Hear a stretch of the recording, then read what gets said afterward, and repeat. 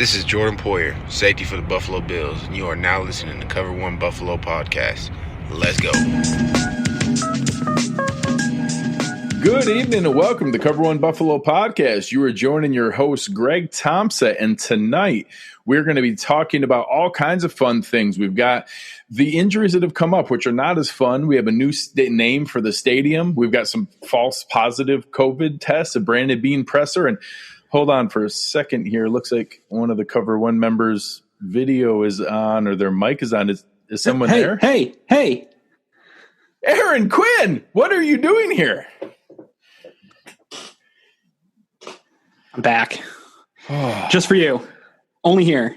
That's it. So me and you, whenever you want it. The rumor was you climbed to the top of the Himalayas to meditate and find your senses, or is that just what it feels like when you leave social media?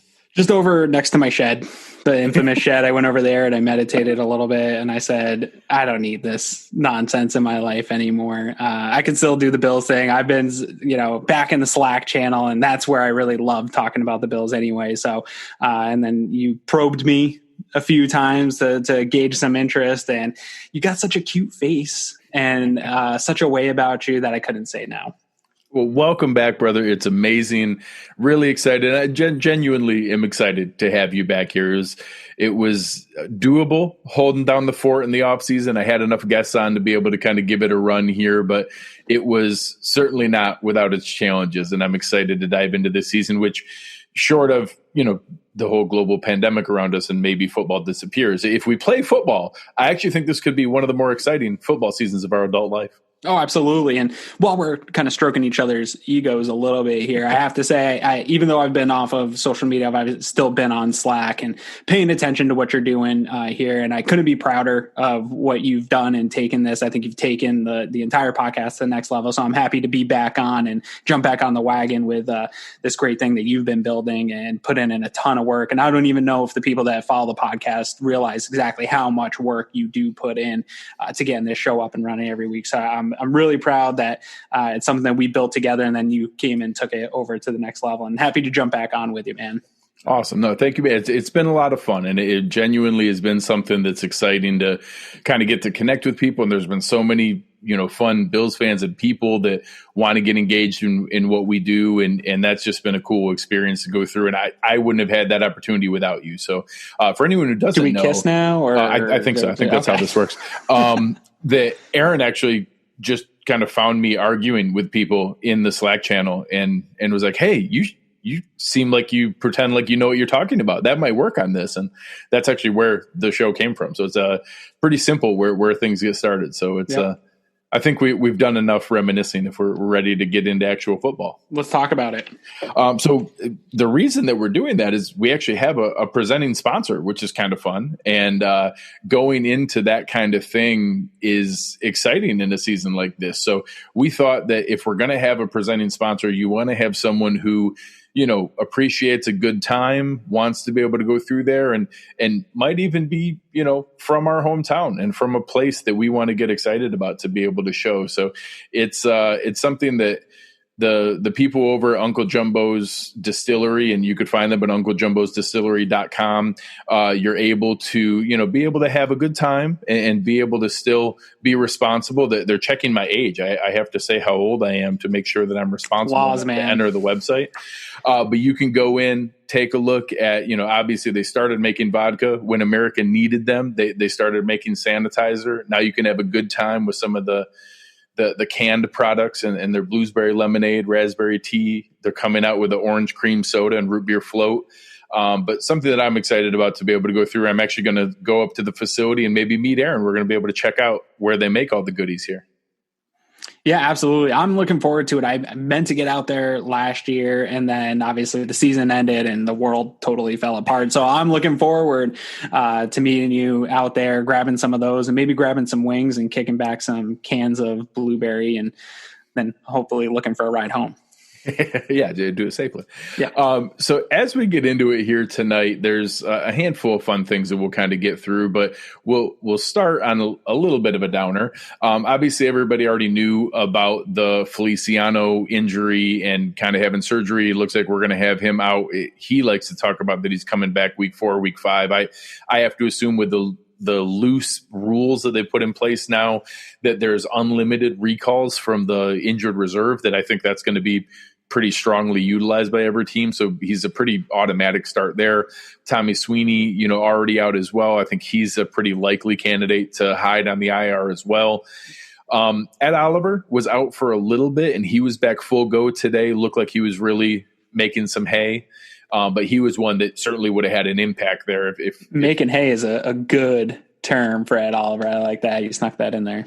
Well, and it's something that being able to have the end of the season he had last year, and hopefully that would carry over. And then, I think it's a human reaction that when we didn't know the reality of the arrest and we assumed, I certainly take responsibility for this. I assumed it was real. I assumed it was an irresponsible decision. I assumed that it wasn't him being honestly targeted like it looks like that he was.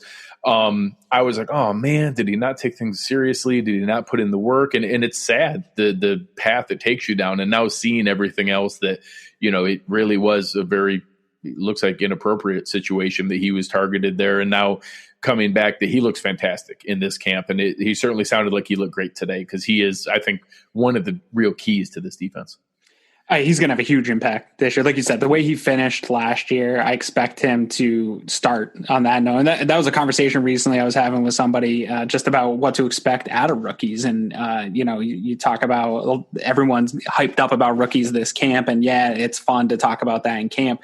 But once the games get going, there really is a transition, especially along the defensive line. And it can take 8, 10 plus weeks for that to really kick in. And luckily Ed Oliver was able to get it in the second half of the season. And I think that he has it. I think he understands the game, and the pieces that this team's added around him is only going to make his game stronger. So he's one of the guys I'm looking forward to most to see what type of step, because I think that the sophomore step that he can take is going to be one of the biggest ones we've seen in a long time, because his talent off the charts when they drafted him. And so if he got it, and then you put that whole, and he's not in college anymore, and he's taken that full off season of working as an NFL player. Obviously it's a weird off season, but that step, I'm expecting big things from Ed Oliver, and a very large step forward for him in his sophomore campaign. A guy who probably couldn't afford this is Robert Foster, is in concussion protocol. I know last year he was probably, in all honesty, the biggest disappointment on the team as far as like expectations coming in. Ended the previous year with that great second half of the year. People arguing that, hey, he's the number one receiver and not John Brown. And obviously I was overboard on the John Brown thing, but I wasn't calling those people crazy. I was debating with them because I thought, no, here's the reasons that John Brown's going to be better. But yeah, you're right. Robert Foster might lead us in yards or touchdowns or something like that. And for him to have 3 catches on the season and started to develop as a gunner and seemed like he had some potential here to maybe carve out a role. Now you bring in Diggs, you draft 2 wide receivers who are both looking really good in camp. This concussion protocol is tough for Robert Foster. Other than I had a couple people, I actually think Ron, who's in the chat now, was mentioning maybe they can hide him on IR and have a chance to sneak him onto the practice squad later rather than the 53-man cutdown.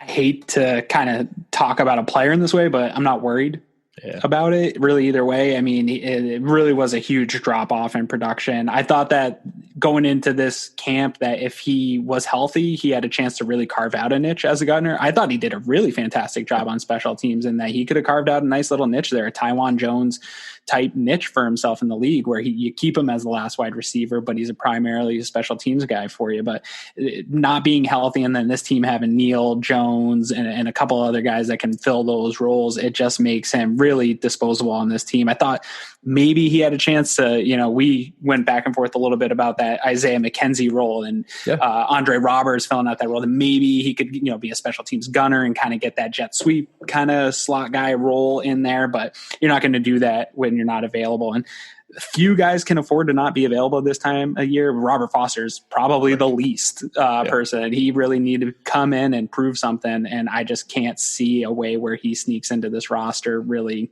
anyway. But like you said, maybe they can sneak him into the IR, but I'm not even sure the production's there to make that worth it. Yeah, it's going to be a tough path. And it's funny, the way you phrase that is perfect for the next guy here. That Josh Norman pulled up with a hamstring. It's really hard to know. And of course, Sean McDermott's going to give out less detail, the very bare minimum of what detail is needed, and won't give out anything beyond there of seriousness or level of degree. And he had some really nice reports, people talking about that it, really spoke to how bad of a fit it might have been in Washington, and they might have a last run left here, and was making some breaks on the ball. And yeah, he wasn't keeping up with John Brown or Stephon Diggs in locked man coverage, because he's not going to be that guy.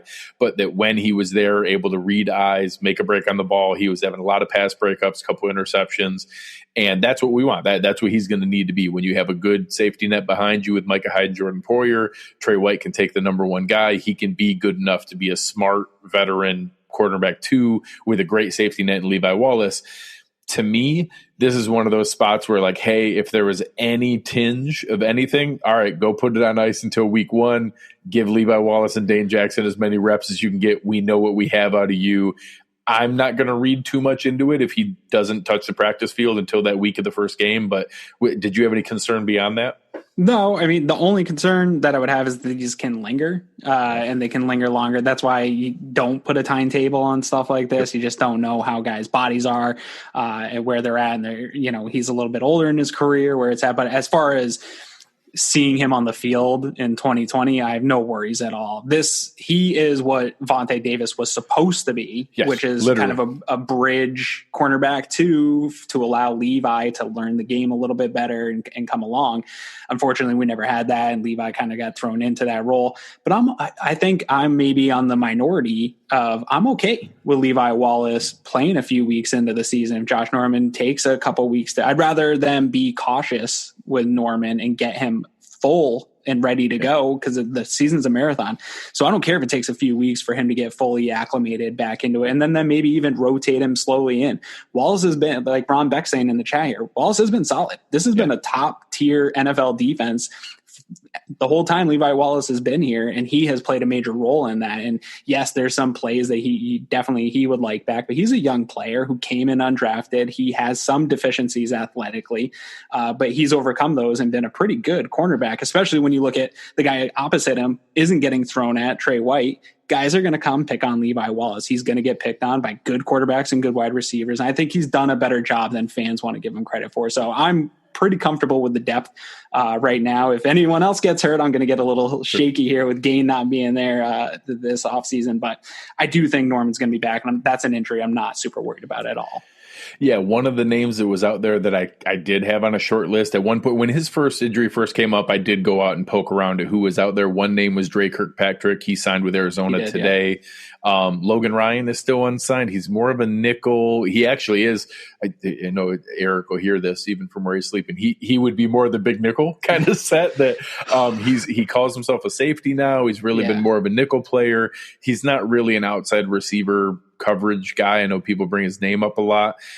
There's a couple older guys that I just don't think are there. So I really think we're in that space of we need Josh Norman to come back. Levi Wallace is a perfectly reasonable step in, and I've heard good things about Dane Jackson thus far. I don't want him out there on a regular basis, but if you need him in a pinch, I think you could do worse than having him in a short Sierra Neal did a pretty good job at both playing on the inside and outside at cornerback at times. I don't want him being the primary number 2 cornerback. But you're right. He'd be out there before Dane Jackson. I think he can rotate in if Levi needs a break, and that you won't have a too significant of a drop off. I think that he can play at this level. The final one, we heard some random comments today that at the end of the field, people saw the training crew checking on Taiwan Jones' lower leg. That's literally the extent of the information we have right now. So I don't really know what else beyond there, but I know it's a chance for you to talk about Taiwan Jones for a second. So I figured I'd tee you up. I was super mad at him after that Texans game, and I like ripped up all my stuff in the shed that I have, all the pictures that I have of Taiwan Jones everywhere. I ripped them all up, but I forgave him when we brought him back a little bit. I mean, to be honest, I love Taiwan Jones, but that's another one of those injuries where it'd be nice to roll into the season with Taiwan Jones, but he has such a limited role as a special teams primarily player, and you have so many good special teams. The bottom of this roster is something that we talked about for the last 2 years about Brandon Beane getting this roster so good that the bottom, these guys, yes, they matter, but there are so many good players at that level at the bottom of the roster. Now, I'm not worried if Taiwan needs a few weeks, or frankly, if he isn't on this roster at the end of the camp here in September, if he's not on the roster, I'm okay with that because there's so much depth, and I feel so good about the guys that they do have running those roles as special teamers. Yeah, I'm not concerned. We'll see where it goes, but I think just like Keith Farwell said, if healthy, the combination of Taiwan Jones and Saran Neal could be something special. When you have Tyler Medikevich coming up the middle and those two as gunners, you could have some special teams coverage there for the season. Yeah, absolutely. The next piece we're stepping into is going to be a new segment, and the rest of the season is going to be a little bit different, but I figure this is a chance to have some fun, just interaction with fans. Since Aaron has taken a very healthy break from social media, which I think some other people could probably use, we want to make sure he's not missing out. So if during the year, each week, we're going to have fans submit, what's the worst thing on Twitter that Aaron missed this week? Just to help remind him of why he wants to keep his healthy distance from that horrible, horrible website. So you can tweet it at me. Is this excluding your takes? Yes, other than the things that I say. What is the second worst thing that you hear on Twitter besides my takes? Yeah. And you could tweet him at me. You could tweet him at Eric because he'll be confused. He doesn't know I'm inviting the @cover1 handle. But you can tweet him at me, and then I'll post them and we'll screen share it during the show. But we figured today to ease into it. There's probably a handful of fans out there that are just getting ready for football. We're 3 weeks away. So there's a few new things that I'm going to do a refresher on that today will be just in case Aaron didn't sit down and read the CBA while you were away. I didn't. A couple of rule changes that I'm going to run through real quick just to make sure that the common ones that people are talking about. So one of the first ones is the roster cut down and people getting excited about, now it's a 55-man roster. So kind of. You still have to cut down to 53-man. So the 53-man roster is still the cut down. It's on September 5th at 4 o'clock. I think it's a Friday afternoon or a Saturday afternoon to cut down to. And then during the year, you're able to call up two guys off the practice squad for the 54th or 55th spot on the roster. So during the year, you can do it up to 2 games at a time. So it's another area you can lean into that having a smart front office and pro personnel department is being able to Joe Marino almost made me laugh live saying the worst thing on Twitter are the Andre Roberts haters. So, welcome, Joe. It's good to see you. So that 54th and 55th spot is, able to be used, but it can only be 2 weeks at a time. So just some people getting excited that, now you only need to cut to 55. You actually still need to cut to 53, and you can use those 2 spots during the year. The Bills will. Every team will. They'll have a 54th and 55th guy called up every game, but you can play around with it back and forth. Gotcha. Speaking of the practice squad, it now went from 10 to 16. Most people are aware of that. There's been a lot of stuff thrown around about these protected positions and that there's 4 protected spots. I certainly at first was really excited because I thought it was basically like 4 cheap extra roster spots that you could protect and nobody could touch them. It's not quite that simple.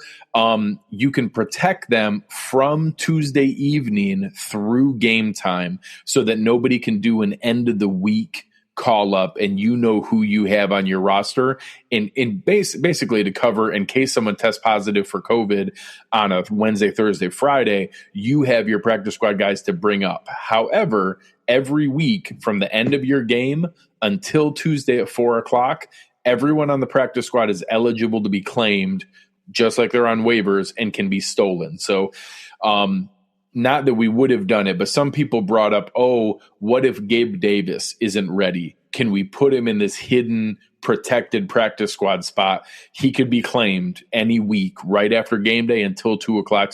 Or until 4 o'clock on a Tuesday. It's not some freebie roster spot. They are eligible to be claimed. So I know a lot of people are throwing that around. It is protected, but it's basically protected for an in-week COVID test that you can call up your guys. So it's, just in case anyone had an idea that you could hide there, it is probably going to come into play with, a Daryl Johnson or a Vincent Taylor or maybe a Dane Jackson if he doesn't make it, Christian Wade or really important guys like Christian Wade. So again, kind of calling those things up. That's something that's been thrown around a lot that I'm not sure everybody has fully grasped. The last one is the game day roster spot. There's always been 46, and now it can go up to 48. So before you had 53 guys on the roster, 46 on game day. You always had your 7 game day inactives. Basically, the 54th and 55th spot means you're still going to have 7 game day inactives, but now you're going to have 48 active on game day. The only rule is of those 48, 8 of them have to be offensive linemen. A lot of teams had 7 active linemen. You'd have your 5 starters, 1 interior backup, 1 tackle backup. And there were a couple of teams that had guys who were literally like the Lee Smith of their team had to go play tackle because they lost both offensive linemen and were in a pinch. So now it's 2 more guys. I've actually always wondered why they don't just use all the active spots, but I think there's some competitive disadvantage for other teams that have an injury. But yeah, those are the 3 main rule changes. And other teams have Lee Smiths? Well, obviously not as incredible as Lee Smith, but people who would like to be as good as Lee Smith. Knockoffs. Knockoff. The TJ Maxx Lee Smith. Right. So those are the 3 main rule changes just as a catch up. Throughout the year, each week you guys can tweet in terrible takes, horrible things. I had some good suggestions already flown in about Manesh. I could see him being a common contributor to this. This is a family-friendly show. My nephew Colton is probably listening right now. He knows more about the Bills than probably half of you listening, and he's 9. So he people like that are watching our show. So we're going to keep it family-friendly. But it's sports only. Yeah, bring me the worst sports takes that Aaron missed out on by not being on Twitter, and we'll share them live on the show, the best ones that we get each week. I'm looking forward to that. Thanks for bringing Twitter back to my face. Yes. I'm trying to leave. I really appreciate that. Putting the drugs right back in front of me. I am doing it as a healthy reminder of why not to go back to it, because this is how horrible it is. It's that kind of training and psychological warning. Smart. Now, getting back to it, during the year, we're going to get back to our fun segment of the Uncle Jumbo's responsible play of the game, but we didn't have a game today. So we wanted to have a way to talk about this. So we're going to talk about Uncle Jumbo's player spotlight. So something that, you think you'd be sitting around enjoying an Uncle Jumbo's cocktail and would want to be able to talk around a campfire and just say, hey, why aren't people paying more attention to this guy? Or why do people feel that way about this player? Aaron, who do you want to speak about this evening? So this is a conversation. I've been in the Slack channel and seen the conversation a number of times, and I know Twitter well enough to know that this conversation's happening on Twitter often. And it's one that I wish I had Twitter for still, so I can engage in this conversation, because somehow Trent Murphy became this year's star Latulele. Now the Stars opted out for the season. Right in his place came Trent Murphy, and everybody's just trying to find ways to cut Trent Murphy. And if he does get cut just because he doesn't pan out, or Empaneza comes up and he can just make him disposable, or the Bill signed Clowney or something like that, I'm all for it. If he gets cut by just not being good enough to be on the roster, I'm totally fine. But just the people trying to find ways to cut Trent Murphy this year kind of boggles my mind, because I don't know if he's as bad as public opinion of him is. I know he had that rough first year with the team, and the contract gets everybody riled up. And I know that that's really what happened with Star Latulele was the contract. The fans just had that stuck in their mind, and they didn't see the stats popping out when they look at Pro Football Reference. They can't find the stats that justify the contract. But I'm telling you, when you compare Trent Murphy to the rest of the guys that the Bills have and that they've brought in, when you do the comparisons, even in the stats, it's not that bad. Trent Murphy's right there. He actually had a pretty good year last year, and he led the Bills in the last 6 games. and he led the Bills defensive line in snaps. You don't just cut a guy that checks all the boxes for Sean McDermott as far as a player is concerned, as far as the mindset that he brings to this team. But then he's also still is being a productive player and playing in his role and doing the things he's being asked to do. And he was out there more than anybody last year. So I don't think that this is just some disposable guy that they're just looking to clear the cap space for. Maybe you can get in. I know you understand the cap and the ramifications, but correct me if I'm wrong, is cutting Trent Murphy going to be whether or not they're able to keep Trey White and Matt Milano next year? If they cut Trent Murphy or not, is that going to prohibit them from doing that move? Or are people just looking for a reason to cut this guy because they don't like the contract? So, we've talked about Brandon Beane taking the medicine for us here 2 years ago when we had the NFL record NFL dead cap hit. And he did that so that he can now make football decisions and isn't forced to make financial decisions. The scenario that you presented is exactly how I think a lot of fans think about this, in that, if we don't cut Trent Murphy, and don't get me wrong, it is $8 million. That is a real legitimate amount of money. And that he's probably the only player where there's a real tiebreaker that if he doesn't fully beat out the other guy, the money could be enough to break the tie. But he's not, there's no circumstance where he's our worst defensive lineman. There's a lot of analytics to show he was our best run defender last year. Now there was some game, I see the plays everybody else talks about where he over pursues and goes past the quarterback and they cut up him underneath him. He did that too much. But he also had 6 sacks in the last 6 games. He had multiple sacks in the playoff game. He had production in what was there. And the same thing that we've talked about over and over, just because you're not a good value doesn't mean you're a bum that needs to get cut. And that, would I feel better if when Beane did the restructuring deals with Croft and DeMarco and Starr, that he also cut Trent Murphy from his $10 million cap number down to $5 or $6 million? Love that. That would have been great. But his agent knew he didn't have to. His agent knew, no, you can cut us and he'll be unemployed for a day and he'll sign with someone else, probably the Patriots, and he'll sign the next day. And I know I can get him another $6 million, just like Everson Griffin just got. And it's that kind of thing where they just didn't have the leverage to be able to do that. So as far as Trey White and Matt Milano goes, don't get me wrong, $8 million extra isn't nothing. And, I remember Joe was listening. Joe Marino did a nice show recently where he went through the cap and who was out there and what we can prepare for next year. An extra $8 million would help. It's not a direct correlation. There are other paths where we can re-sign Matt Milano next year, extend Trey White going into the following year. Now, if we don't cut Trent Murphy and we re-sign Matt Milano, there aren't going to be any other moves. That's pretty much going to be our offseason, and then everything else is going to be filling in veteran minimum guys, draft picks, those kind of, low-level pieces. There wouldn't be any free agent spending to speak of.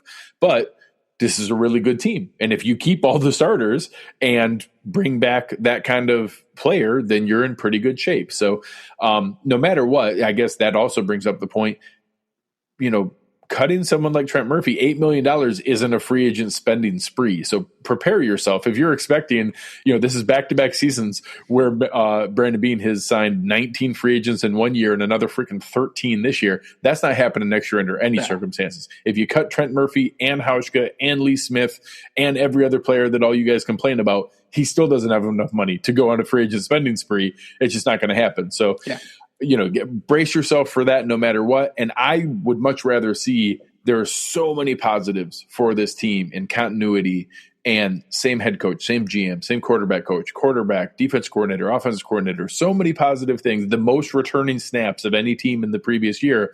If everyone keeps talking about how important that is, go all in on this season. Spend the $8 million to have a really nice 8th defensive lineman and 4th defensive end and Trent Murphy to ease in AJ Epinesa. Go all in and go win me a championship. I don't need the $8 million to feel better about future years. Have the best team you can this year. I don't know how many times you probably got sick of me saying last year on the show and the year before that the day Beane walked into this team, everything was about the 2020 season, of getting the roster prepared for the 2020 season. And that was part of the taking the medicine of the dead cap. That wasn't about just the next season. It was about the 2020 season. It's always been about this. You're going in, Josh Allen's year 3, huge year for him. You got that quarterback. You got Tremaine Edmonds going into his 3rd year. All these contracts are coming up. You're just seeing some of the big key pieces are starting to get re-signed. They are all in on this Bills team. And unfortunately, it's such a weird year, but you said it going into the year that Bills fans, I think the reason we're so worried about the NFL season starting or not isn't just because we love football, and it's just that there's something really happening with this Buffalo Bills team. And you just listed all the reasons, the continuity. This was a good team last year, and you're bringing everybody back, but adding talent on the offensive side of the ball where you needed it. I don't know that this is a Bills team anymore that makes sense to just start cutting people just for those cap savings. I trust you when it comes to the cap. So if there is some legitimate reason for that and he does get beat out, again, I'm all for that. But if we're trying to go take a real run at a championship this year, and we believe that this team has that, I think that he's a big piece of that. He was a big piece of a top-rated defense a year ago. I think that he's everything Sean McDermott wants in a defender, and he brings it into the locker room. You just see that mentality. He helps to build that culture. Somebody in the Slack channel was saying, at some point you got to get over the culture thing, or you don't need these leaders. I don't believe Sean McDermott believes that at all. I think that's something that he's always nurturing, always fostering. And if he has guys like that, he wants to keep those guys as much as possible. And I'm not going to sit here and pound the table for Trent Murphy and say that they need to keep him or there's no championship at all. I think that this can be, I don't think Trent Murphy is the difference between a Super Bowl contending team or not. I'm not going to go that far or anything like that, but I think he fits well on this team. I think he knows his role on this team, and I think he's good for a young defensive end like Empineza. And I think that he's good for a guy like Ed Oliver to just show them how a pro is supposed to be. And I know there's a lot of those guys, but Sean McDermott's going to tell you can't have enough of those guys. Yeah. And how can you question what he's built and turned around here, that having enough good decision makers and good lead by example guys has a trickle down effect? And there's 2 points to keep in mind for why Trent Murphy has a much better chance of making this roster than many people think. One is that removing him would be feasible if your starting 2 defensive ends were 25 and 27 and ready to play 75% of snaps. Jerry Hughes and Mario Addison are not that. Jerry Hughes and Mario Addison are still really good players. They're still our starters. They're on the wrong side of 30, and they're not only not ready to play 75% of snaps, they're ready to play 50% of snaps because we have guys like Trent Murphy and AJ Epinesa. The other side of that is and I had this discussion with a couple other people, the expectation of development with a guy like Daryl Johnson. Now, don't get me wrong. I'm open to the fact that he is from a small school that didn't play a high level of competition, has all the physical skills, and there's a chance his leap from year 1 to year 2 is so obvious that in camp they say, man, we can't expose that guy to waivers. We need the $8 million. He's good enough and ready. But let me warn everybody that has to be a leap in production, because he was really bad last year. He was so bad that after the Eagles game, they had to stop playing him on defense because he was an automatic audible to run directly at him every play until they took him off the field. And the rest of the season, the final 8 games, he never played more than 5 defensive snaps. Most of the games was 1 or 2. That also happened to be when Trent Murphy went on his run of 6 sacks in 6 games. It's that kind of thing that, don't get me wrong, he could improve, but he has to improve just to be roster caliber. And that's going to be tough for him is having no preseason. A guy like that, to make that leap where you get other teams really looking at you, unless a team fell in love with him in the draft process, which he went undrafted. So nobody fell in love with him that much during the draft process, probably similar to the Bills.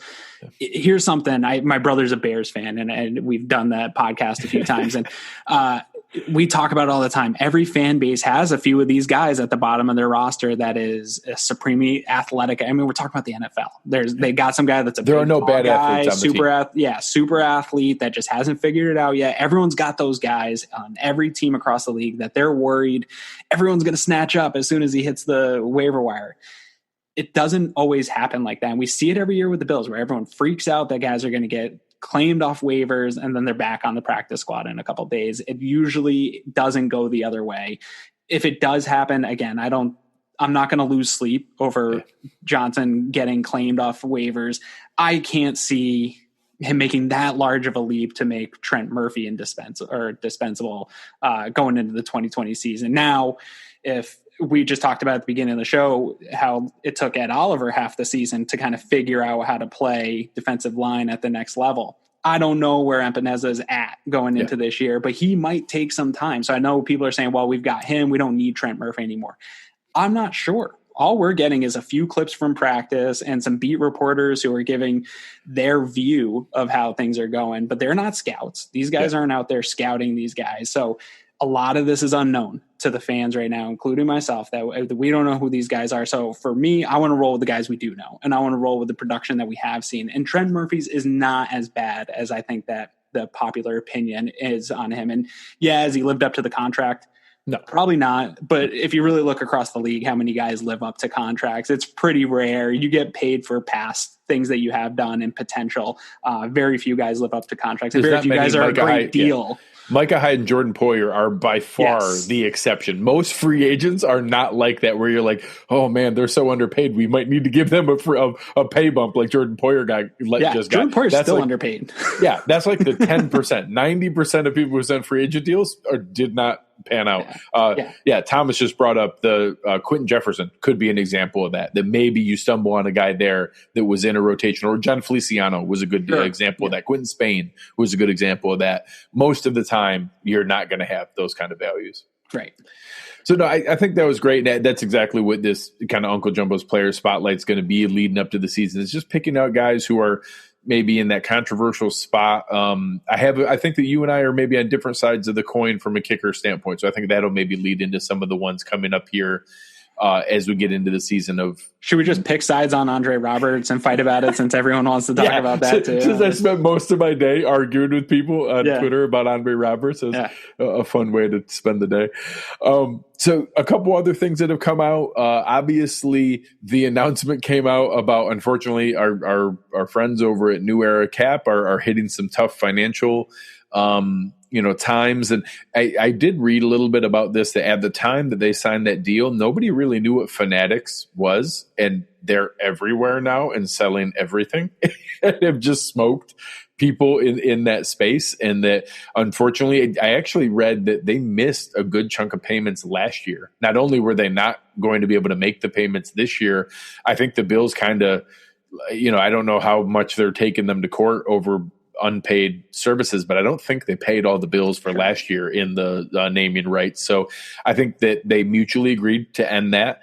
The Bills have now decided to name them, ready, Bill Stadium. It's the short-term name, and I know a lot of fans wanted to go the kind of honoring route, call it Marv Levy Stadium, go back to Ralph Wilson Stadium. From a business standpoint, I want to make sure people understand this is free money. It costs you nothing to let someone name your stadium. They pay for all the signage and all the things that are there. It's pure profit. You absolutely have to do that. Do you have any thoughts on the naming of the stadium or the handling of it, or any ideas of things that you would actually like to see from that direction?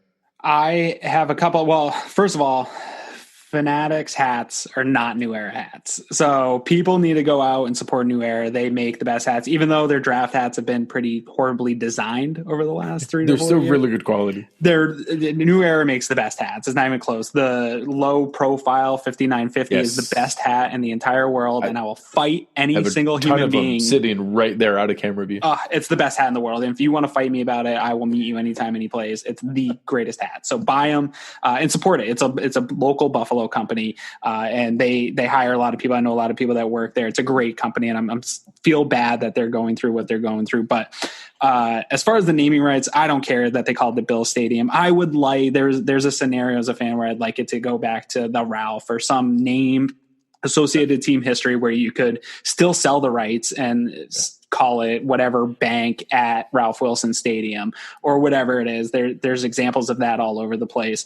The Process Palace is another name that I came up with that we could maybe call it. But I agree with you. It's free money. I do think it would have been smart to come up with some type of name that they could throw a name in front of, because this is going to be the problem Buffalo has. And I don't want to get into a conversation about a future stadium, but Buffalo is going to have a problem getting big business bought in to the idea of the Bills, because we don't have like a lot of the other cities. If you go on Forbes right now and look up Fortune 500 companies and how many are in each city, Buffalo, as far as NFL teams, has one of the lowest. Yep. So they're going to have trouble if they build a new stadium. They're going to have trouble selling the suites, unlike Minnesota, who has the most. They could easily sell those suites. Yeah, people who don't know, there's a ton of Fortune 500 companies in Minneapolis. Huge presence of Fortune. Yeah, they have so much money out there. Same reason Charlotte has a ton of big corporations. Exactly. Buffalo doesn't have that. And Buffalo's going to struggle to get a big company to come in and put their name on a stadium that isn't local to them. Yeah. M&T Bank already has their name on a stadium. That would be the next one here in Buffalo. The list is very short for Buffalo. So I think it's going to be something that maybe has to rotate over the years. They're not going to get the big dollars that some of the other stadiums get, because they just don't, the business isn't here. So it's going to be a tough draw for them. So I thought that it might be better to have a more foundational name that you could attach advertising to. And as that changes over the years, it's still the Ralph or it's still the whatever, but then you can still get the signage and get that money. Some of them have done it with the field. Like you could call it Ralph Wilson Field. Correct. So there actually is precedent for two stadium names. So M&T Bank, which is actually more local to Buffalo than it is to Baltimore. For anyone who doesn't know, the Ravens play in M&T Field or M&T Stadium, I think it's called.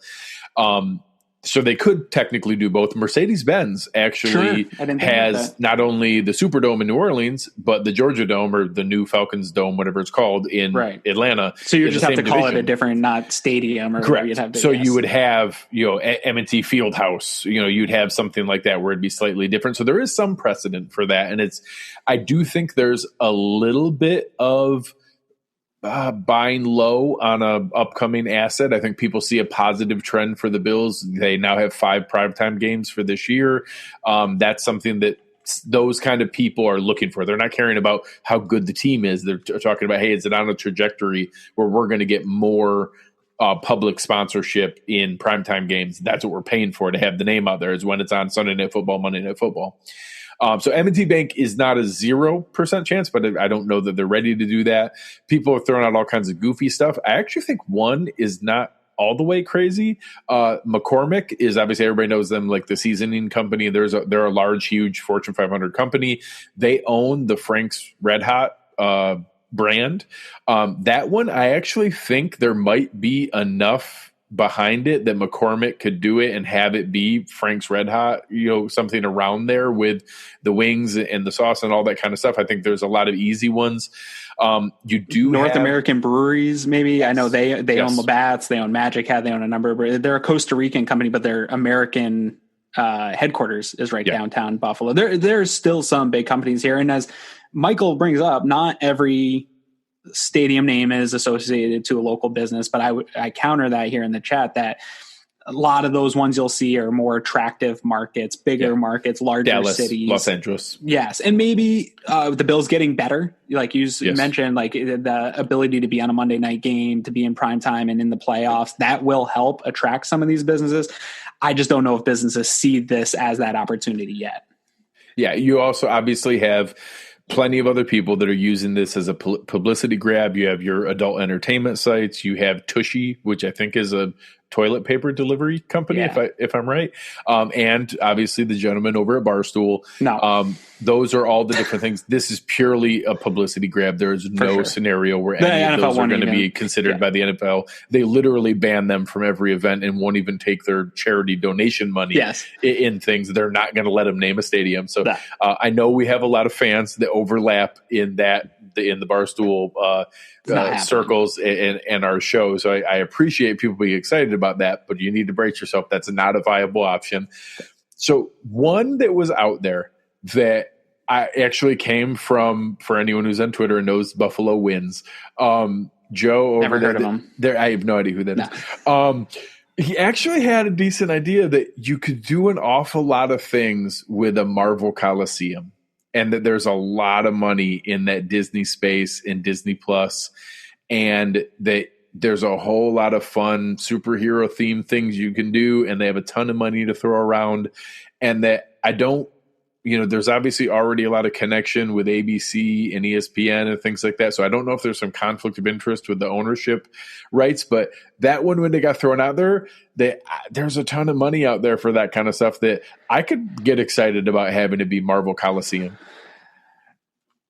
The first thing that pops in my head is they wouldn't want anything to do with a rundown building we had. That would maybe be a scenario in a super luxurious the new fancy dome. one they just showed in LA yesterday. Yes, something like that, or the one that everybody believes that's going to get built downtown on the water here in Buffalo, some super fancy thing but I don't know that a company, and that's going to be the problem for the Bills, is you have a stadium that's older. You have a team that in the national eye still is a questionable team, not the best franchise history to land big companies with big followings. The creativity, I will give it to them. I didn't think of anything like that. The creativity is very much there. And it's probably one of the 3 or 4 good takes that he's had. No, just kidding. He's a fine follow. I'll give Rick some credit here. I like in the chat here talking about SpaceX Stadium. I'll take Elon Musk's money. I'm totally fine with that. It could get a little bit hectic, and I don't want to get into it, but Solar City is right here in Buffalo, and that could be one. Tesla Stadium. Yeah. There's some big companies. Amazon wants a big presence in this area. You could have an Amazon Stadium. We don't have that yet. They have more. Bezos could throw that money out and never even miss it. He wouldn't even notice. He would get a rounding error. No, it's gone. Yeah, he'd make more during the game than he spent on this stadium, right? So it wouldn't even matter. Yeah. So we'll wrap up the show here with a couple things. Obviously, everyone woke up today to the initial announcement about some mystery positive COVID tests, a bunch of practices getting pushed back, the Browns canceling practice, the Giants canceling practice. It does seem like everything is coming back around to being one testing center in New Jersey that appears to be false positives. Obviously, dirty things in New Jersey, that makes sense. So I want to be careful not to completely rule this out, but I know with the Bills, there were 4 players. All 4 of them tested negative on site today. Josh Allen was one, Harrison Phillips, Quentin Jefferson. There's multiple guys. All of them got positive tests back that came back overnight.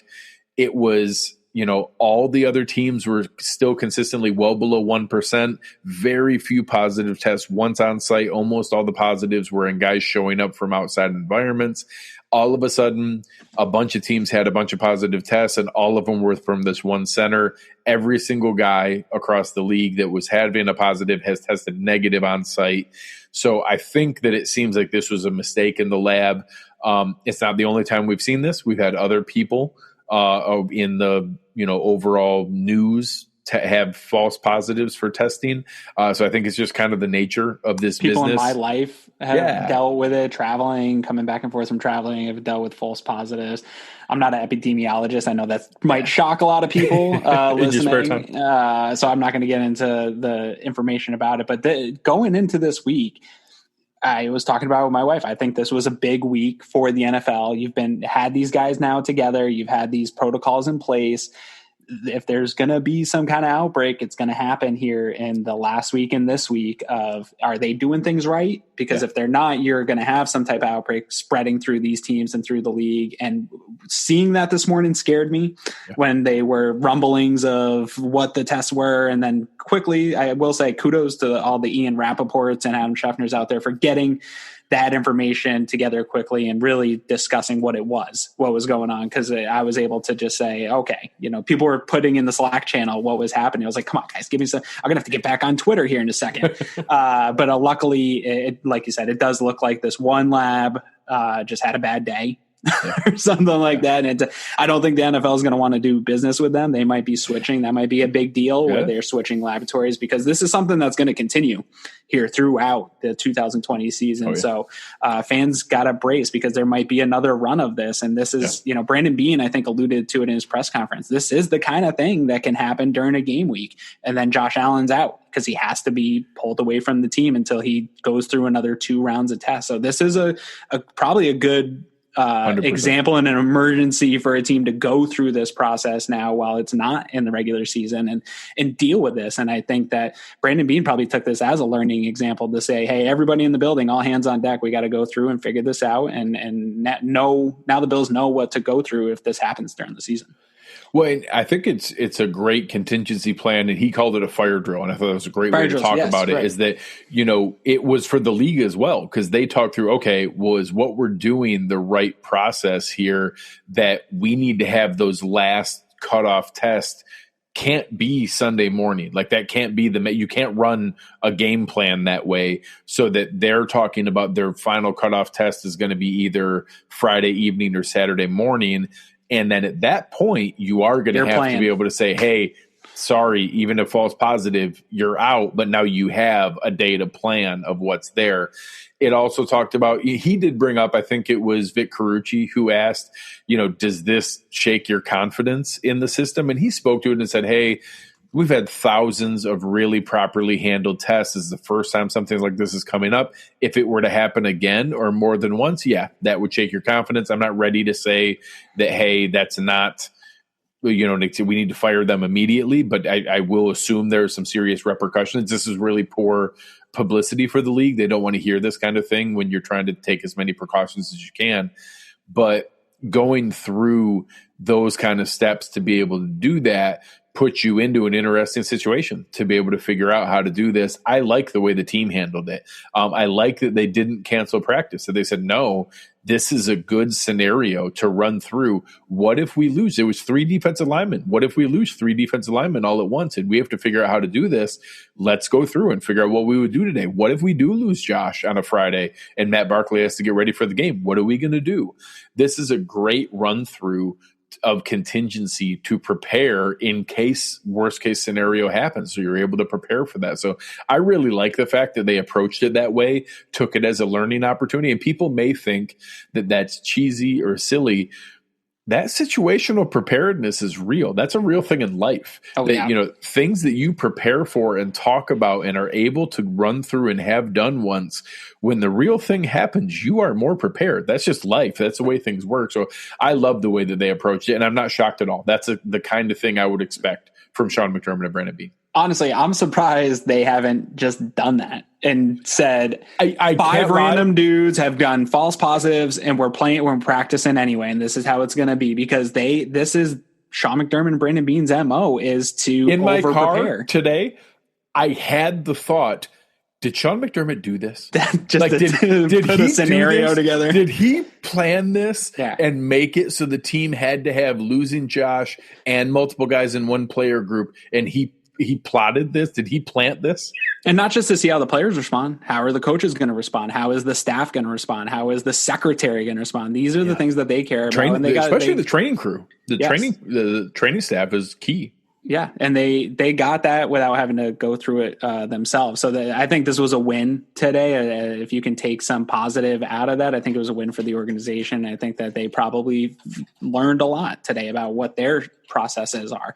And another thing I liked about this, and what Sean McDermott and Brandon Beane said, was that anyone that didn't feel comfortable didn't have to practice, and they weren't going to hold them against it. And I believe that. I think a lot of people would say that and say, oh, you don't have to practice, but then we're going to take note of that and hold that against you. I believe, and they've said it all throughout this, that they want people to feel very comfortable in the building. They have open communication with these players about what is with their spouses, with their families. Yes, because whether or not people listening take it seriously, they are taking it seriously, and they want their players to be in a comfortable environment. You hear every free agent come through, talk about it. You hear all the players. This is a family unit, and to have a family unit, you need to have that trust and openness about what's comfortable for you. And so hearing that again just kind of confirmed all those things about the culture and family environment that they're building here in Buffalo, and that thing matters to them. That, hey, if you're not sure of these tests and you have a family member at home that's high risk and you don't feel comfortable coming into play, do not come into the building today, and that won't be held against you. And I think that's an admirable stance to take.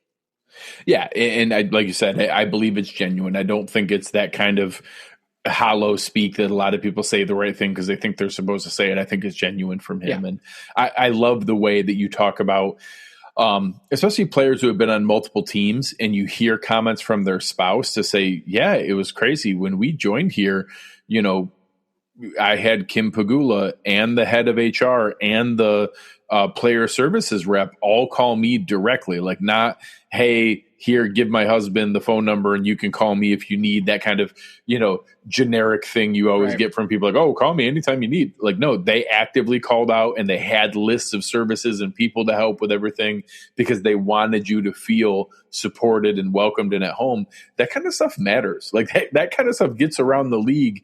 That's the kind of thing that now you hear about Bills players recruiting other free agents, and you hear about people saying, yeah, I wanted to come here because I think it's a place you can be your best self. That kind of stuff's real when you get around those circles. Yeah, and maybe it doesn't matter when you first get out of college and you're a young guy, but your family structure and that support at home, which that's what they're trying to build in the building. In order to build that in the building, the people have to have that when they go back home. That family structure is super important to those guys being able to come to work every day and just focus on work.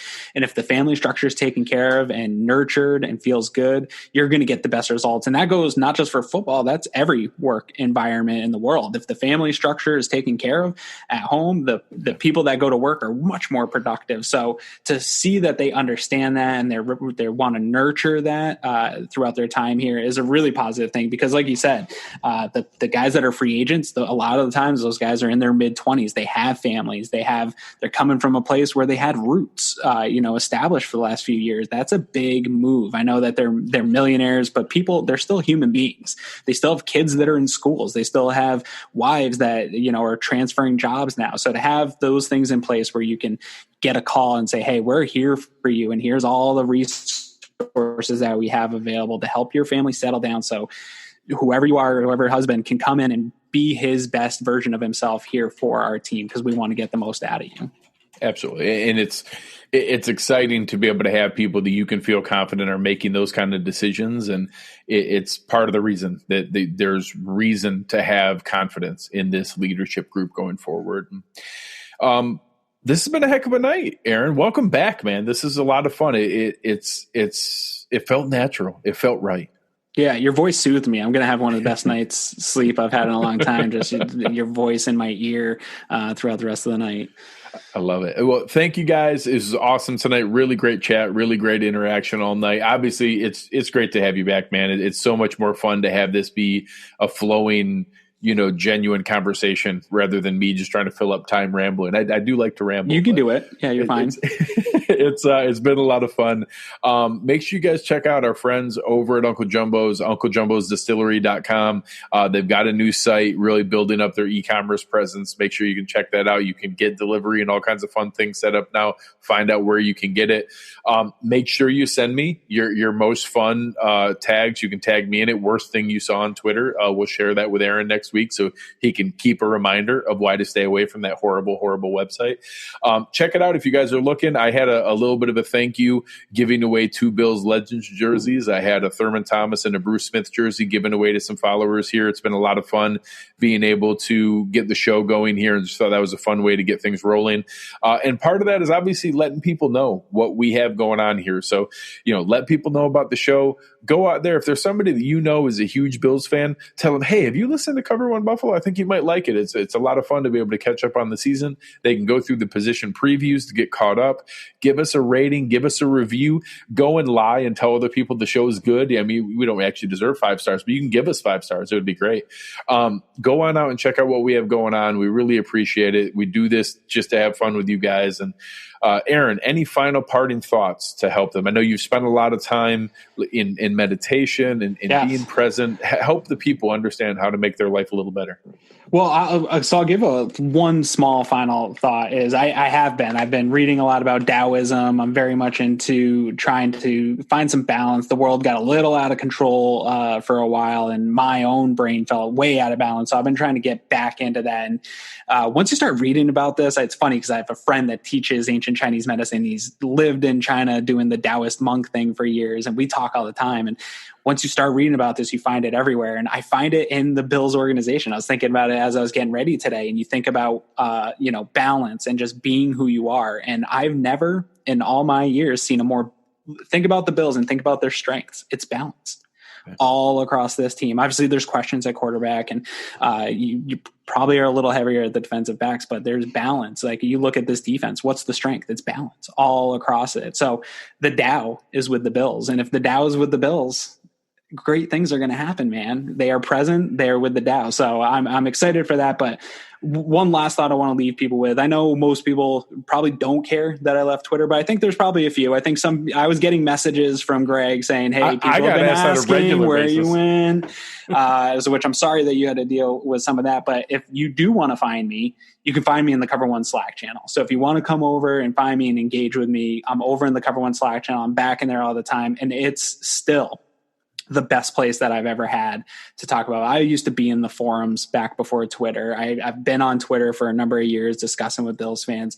There's been no better place for me to be a fan and engage with other fans than the Cover One Slack channel. It's by far the best experience I've had online engaging with people about all things Bills. And then I also get all the content from Eric, where I don't even have to be on Twitter because I'm getting Eric's content and his insight without having to be on Twitter. So if you want to find me also, if I'm important to you in any way, come over to cover1.net and get into the Slack channel, because it's a lot of fun, and it's going to be a really fun season, and you're going to miss it if you don't get in. Absolutely. Thank you, everybody in the chat. Thank you, Aaron. It was great to have you back. Looking forward to this season. You have been listening to Cover One Buffalo, and we are out.